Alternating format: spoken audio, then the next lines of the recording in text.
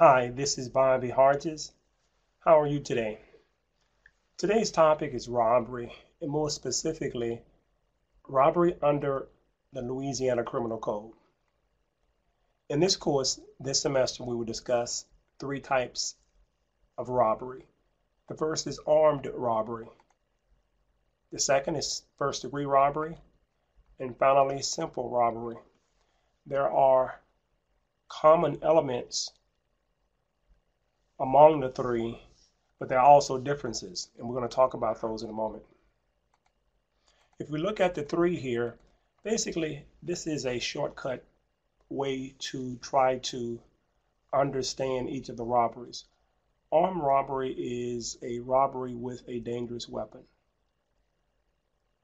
Simple robbery is robbery where the offender does not use a dangerous weapon. And first-degree robbery is robbery where the defendant leads the victim to believe that the defendant is armed with a dangerous weapon. And therein lies my statement, a fake dangerous weapon. The weapon need not be seen, but the defendant must lead the victim to believe that the defendant is armed with a dangerous weapon. Armed robbery is the taking of anything of value belonging to another from the person of another or in the immediate control of another by use of force or intimidation while armed with a dangerous weapon. Keep these elements in mind as we look at and examine the cases to come.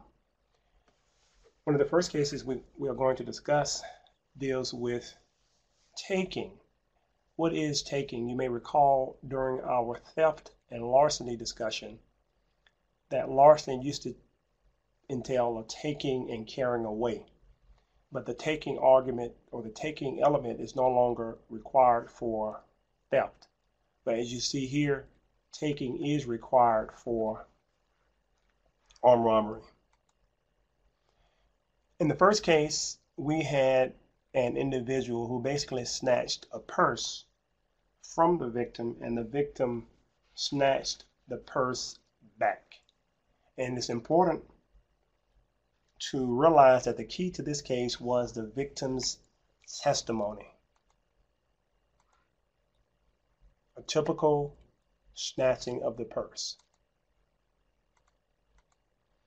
So the case of State versus Conrad, which is a Fifth Circuit 1993 case, deals with the taking.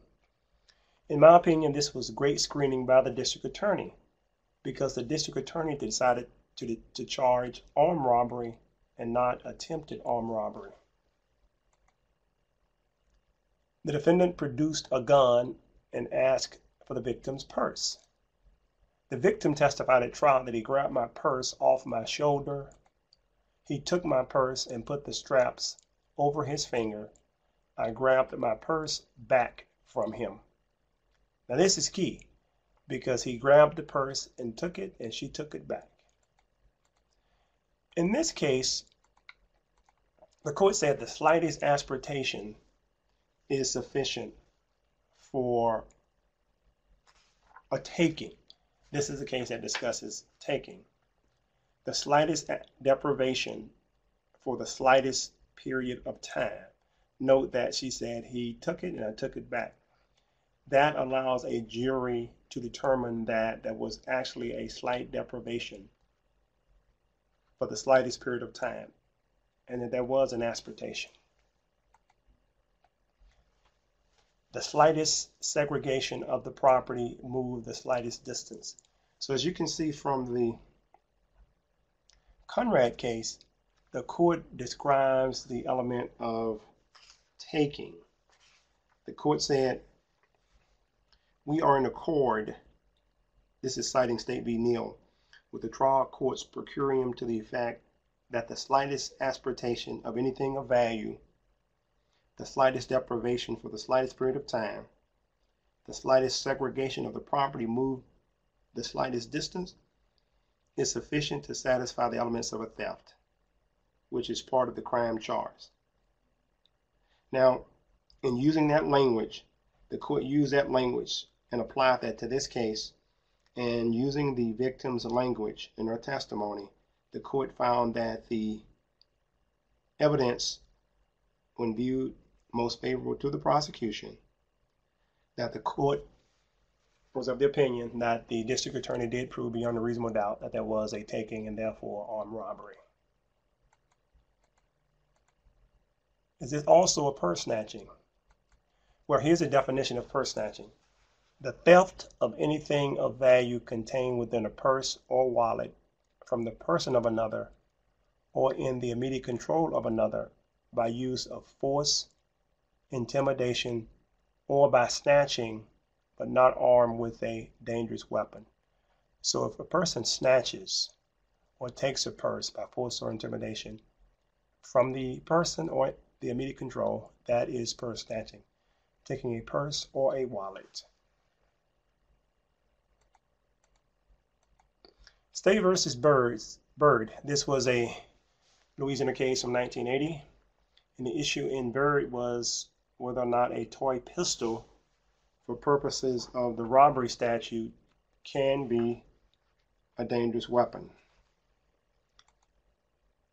The court said in this case the victim must be intimidated by the defendant. If the victim's subjective reactions indicate that he perceived no harm, then it cannot be armed robbery. That is a statement of law from the Supreme Court of Louisiana in 1980. Imagine, if you will, a person walking up to a side window of a restaurant. When the employee rang up the cell on the cash register and asked for 57 cents, the defendant produced a toy gun from his pocket and held it up in the air, demanding all the money in the register. The employee stated there was no money, and the defendant grabbed the piece of chicken and began to walk away. However, the employee grabbed the chicken back and closed the window on the defendant, who then left the window. Now, this is a case very similar to the first case we discussed, Conrad. The defendant took the property and the victim took it back. But here, the person used a toy pistol, and the charge was attempted robbery.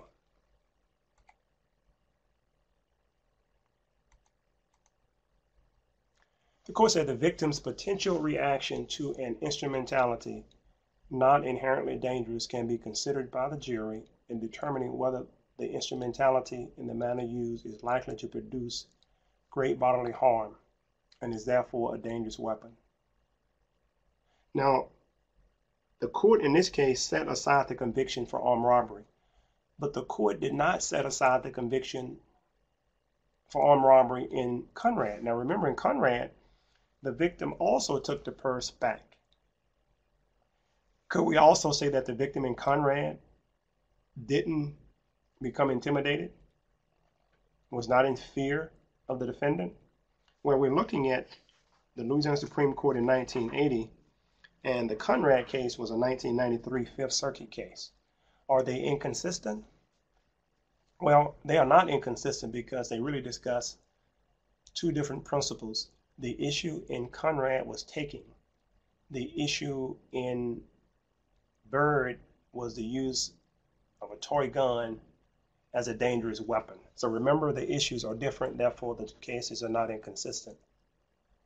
Here, the defendant's use of the toy pistol did not create a life-endangering situation. In other words, the victim did not fear. Again, these are the facts.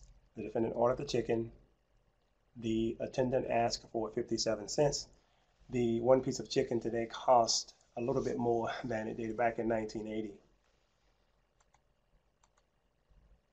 The toy pistol, according to the court, did not create a highly charged atmosphere that is required for armed robbery. Attempted simple robbery? Well, look at what the court did. Accordingly, the conviction of armed robbery and the sentence are set aside, and the matter is remanded to the trial court with instructions to enter a judgment of guilty of attempted simple robbery and to sentence the defendant accordingly. Now remember, a dangerous weapon, as we see in the notes after the case, is any gas, liquid, or other substance or instrumentality which, in the manner used, is calculated or likely to produce death or great bodily harm. Can a toy gun ever be used as a dangerous weapon? Yes, it can, but just not in this case. There's another case referred to in the note, State v. Ellis. In State v. Ellis, the victim testified that when someone walked into the Danny and Clyde's, at the time my drawer wouldn't open, so he put his hand in his right hand pocket and then told me, I'm going to count to 3. And if you don't give it to me, then I'm going to let you have it.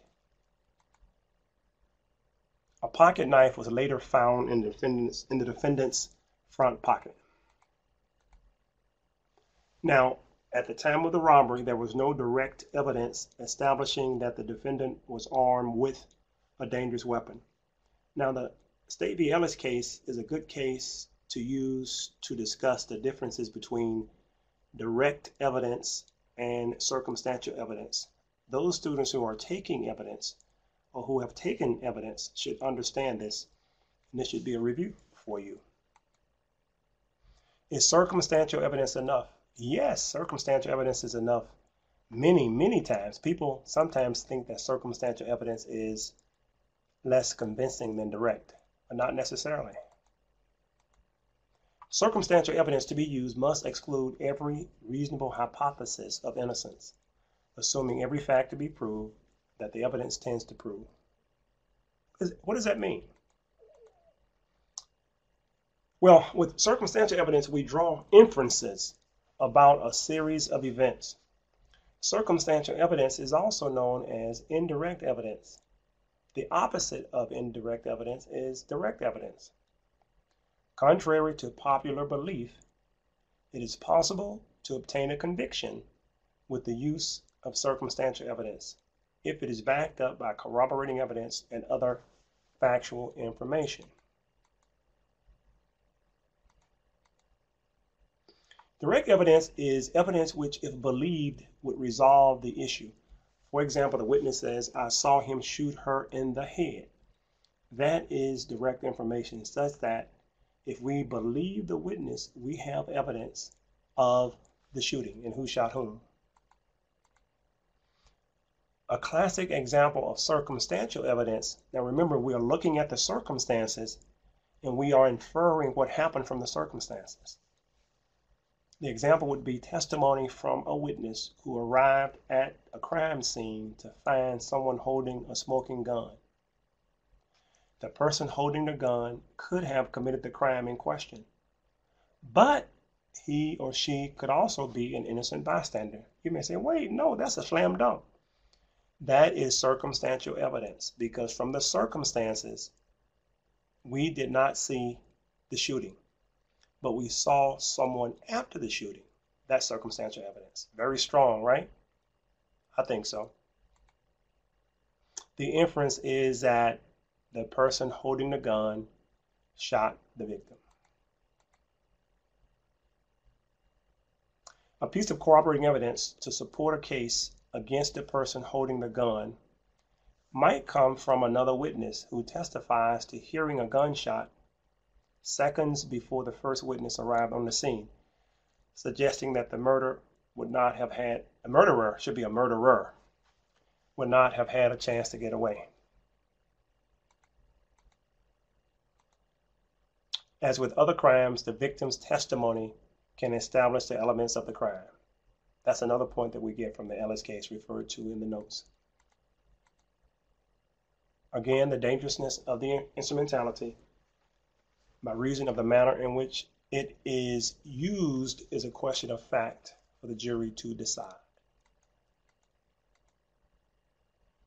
For armed robbery, the dangerous weapon need not be seen by the victim or by witnesses. It need not be recovered by police. for the jury to be justified in finding that the defendant was armed with a dangerous weapon. Do you agree with this concept? Well, it is the law. First-degree robbery is the taking of anything of value belonging to another from the person of another or in immediate control of another by use of force or intimidation when the offender leads the victim to reasonably believe that he is armed with a dangerous weapon. This case, the one that we're going to discuss, Myers discusses force or intimidation after the taking. We have here a cashier working alone in a convenience store. While the cashier is in the back, the defendant takes money from the register. The cashier yells, "Hey!" The defendant drops his hands to his side momentarily and then raises one hand holding something small and black. The victim jumps to the floor and rolls under the counter. After the defendant took the money, he was apprehended a short time later with the money. The defendant was found guilty of first-degree robbery. It was reversed by the Court of Appeal, and the Court of Appeal was reversed by the Louisiana Supreme Court. What is the purpose of the force or intimidation requirement for robbery? What do you think? Basically, the court said that the force or intimidation must be used to take the property, and it is sufficient if the force or intimidation are used to effect an escape. The force or intimidation can occur in the res gestae of the theft. It can take place after the taking. And it's also sufficient if they are used to help the offender retain possession.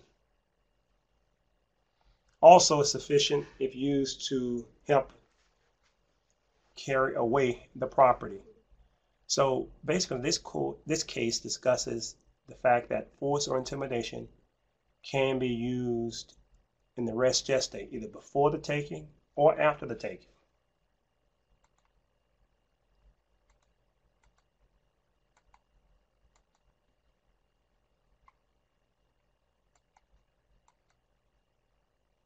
Simple robbery, taking of anything of value belonging to another from the person of another or in the immediate control of another by use of force or intimidation when the offender is not armed with a dangerous weapon.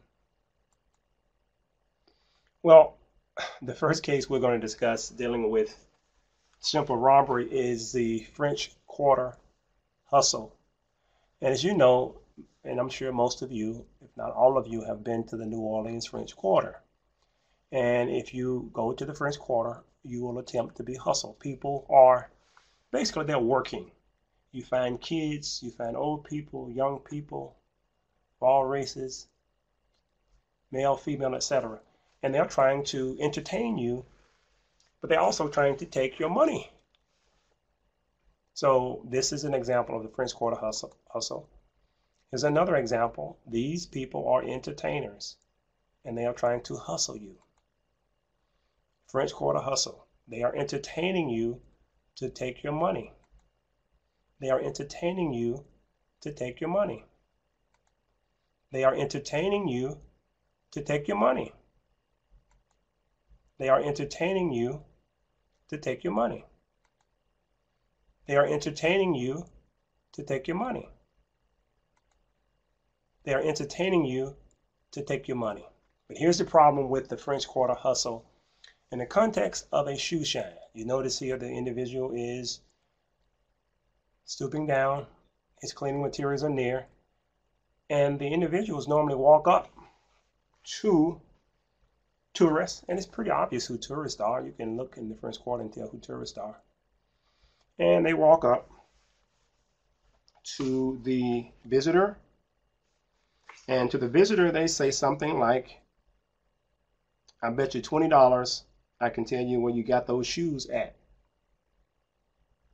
The tourist, thinking that the local hustler is referring to the place he purchased the shoes, takes the bet and says, "I bet you can't."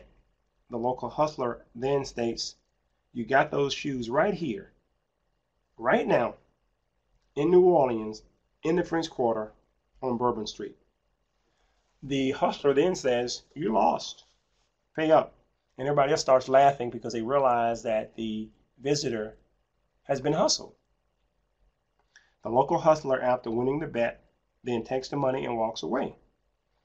Here the tourist friends, after realizing what had happened, laughed at the victim. Is this really a robbery? That's the question. As you see, a lot of times people go down and they're entertained. Someone is taking a picture, others are laughing. This man is clearly posing for a picture in the quarter during the hustle. This is pretty much the scenario here. I bet you I can tell you where you got your shoes at. I bet you can't. When the visitor loses, the hustle says, "Pay up, you lost." Tourist says, "What? Local man, give me my money, you lost." At this point, the visitor feels intimidated. But ladies and gentlemen, this is not theft. This is the French Quarter hustle. What's the key to this case? If there is a taking with no force or intimidation, then it's not a robbery. If there's a taking with no force or intimidation, then it's not a robbery. With force or intimidation, there is an increased risk of danger to human life posed. We don't have that here. Here, the victim said he was scared, but he was simply cheated and defrauded. He was hustled. That's the bottom line. He was hustled. He was entertained, and he was hustled. But he was not a victim of theft. He was humiliated. He was fooled. He was defrauded and intimidated by the look in his eye. That's what he said, but basically he was hustled. Also, the look in one's eyes is not sufficient to establish force or intimidation beyond a reasonable doubt. That is what the court said.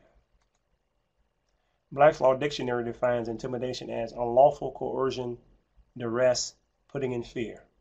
What happened in this case was after the tourist went back to Wisconsin, he developed the pictures, sent the pictures to the officer, and the officer said, "I know this guy." The officer was trying to get the person off the street. But I'm actually entertained when I go to the French Quarter. Sort of kind of fun to see these people working. Remember, these are individuals who are working, trying to make a living. That's about it, folks. Not a theft. There was no intimidation here. And this is a case with the blue light bandit. The court said that the victims do not have to believe that they will be physically harmed by the offender. This is another case where the intimidation took place before the theft. If the intimidation allows the offender to conduct the theft, in other words, if the intimidation is used to obtain the property, then that is sufficient for a simple robbery. There need not be a causal connection between the victim's fear of harm and the robber's acquisition of the property. We see here in the graphic that the force or intimidation can take place before the taking. That's State versus Thomas. We saw in State versus Myers, the force or intimidation can take place after the taking. So in other words, what we're saying is, if the force or intimidation takes place during the res gestae of the taking, such that it is fair to say it's one continuous transaction, and then we have enough for a robbery.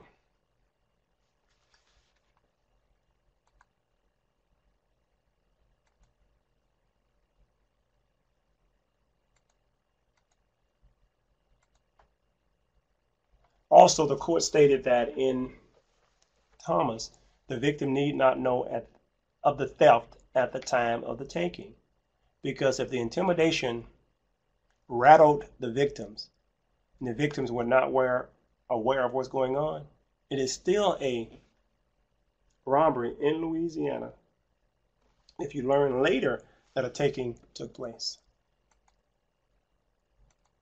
The force or intimidation can take place before the taking. The dissent says, folks, this is only theft. Justice Blanche says, this is nothing more than a theft, but this is a dissent, and your task is to know the majority opinion. The dissent also says it's theft and extortion. What is extortion? The communication of threats to another with intentions thereby to obtain anything of value or any acquittance, advantage, or immunity of any description. That's what extortion is. The following kinds of threats should be sufficient to constitute extortion. A threat to accuse the individual threatened or any member of his family or any person held dear to him of any crime. That's an example of extortion. Robbery is a crime against a person. Remember, you rob a person and you don't rob a bank. A defendant robs a person and a defendant does not rob a bank. Remember, if a person goes into a bank when there are people inside the bank and force or intimidation is used, that's a robbery. But if the person goes inside the bank at night, midnight, nobody is there, intending to take property and takes property, that's either a theft or some type of burglary. Theft is a crime against property, has a less harsh penalty than robbery. All right, folks, that is the end of this lecture. We will see you during the next class. Goodbye.